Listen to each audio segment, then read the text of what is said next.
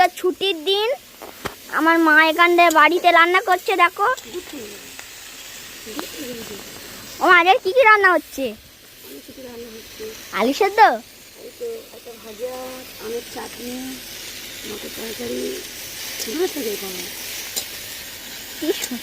আজকে মনে হয় ভালো খাওয়া হবে না আমার। তো গাইস আজকে ছুটির দিন, হেভি খাওয়া হবে কিন্তু।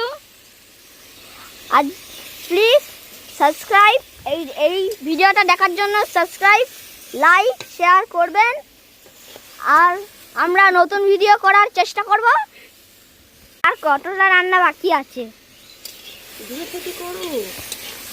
আর কতটা রান্না বাকি আছে? সবাই শুরু করেছো?